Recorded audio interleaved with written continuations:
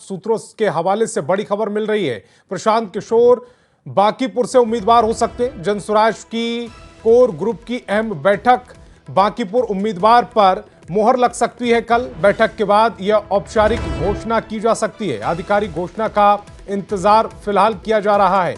तो सूत्रों के हवाले से बड़ी खबर मिल रही है। प्रशांत किशोर बांकीपुर से उम्मीदवार हो सकते हैं। जनसुराज की कल कोर ग्रुप की अहम बैठक होने वाली है। बांकीपुर उम्मीदवारी पर यह मोहर लग सकती है। बैठक के बाद औपचारिक घोषणा की जा सकती है। आधिकारिक घोषणा का इंतजार किया जा रहा है।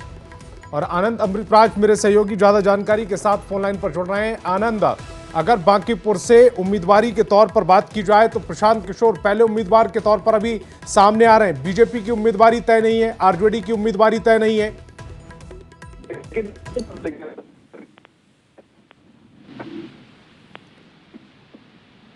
प्रशांत किशोर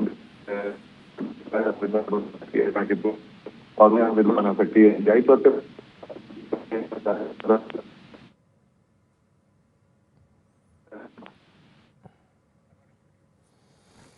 आनंद अमृतराज से दोबारा से संपर्क करने की कोशिश करेंगे, लेकिन ये बड़ी खबर सूत्रों के हवाले से प्रशांत किशोर से जुड़ी ये बड़ी खबर, बांकीपुर से वो उम्मीदवार हो सकते हैं, चुनावी मैदान में ताल ठोक सकते हैं। जनसुराज की कल कोर ग्रुप की अहम बैठक होने जा रही है। बांकीपुर उम्मीदवारी पर उनकी मुहर लग सकती है। उपचुनाव को लेकर ये उम्मीदवारी उनकी तय कल होगी। बैठक के बाद औपचारिक घोषणा की जाएगी। आधिकारिक घोषणा का इंतजार फिलहाल किया जा रहा है।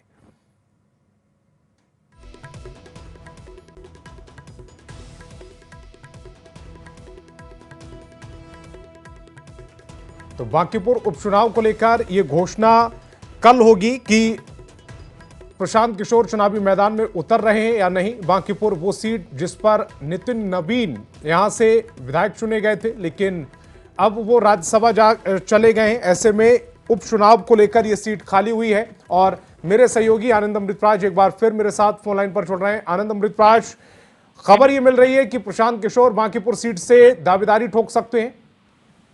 लेकिन इसी तौर पे अभी जो जानकारी मिली हमारे सूत्रों ने बताया कि कल एक कोर ग्रुप की बैठक है, जो जनसुराज के कोर ग्रुप की बैठक है। इस बैठक में इस बात को लेकर चर्चा होगी कि जनसुराज की तरफ से बांकीपुर से उम्मीदवार कौन हो सकता है। लेकिन सूत्र ये भी बता रहे हैं कि उसमें औपचारिकता है। जनसुराज की तरफ से प्रशांत किशोर चुनावी मैदान में उतर सकते हैं, जिसकी आधिकारिक घोषणा 5 जुलाई को हो सकती है पार्टी की तरफ से। जाहिर तौर पर जनसुराज के जो संस्थापक हैं प्रशांत किशोर, इससे पहले भी उन्होंने कई बार इसका इशारा किया कि वो बांकीपुर से चुनाव लड़ सकते हैं। लेकिन सबसे दिलचस्प ये है कि बांकीपुर से नितिन नवीन विधायक हुआ करते थे, लेकिन अब बीजेपी के राष्ट्रीय अध्यक्ष बनने के बाद उन्होंने इस सीट को छोड़ा है। और आज ही चुनाव की घोषणा भी हुई है बांकीपुर में।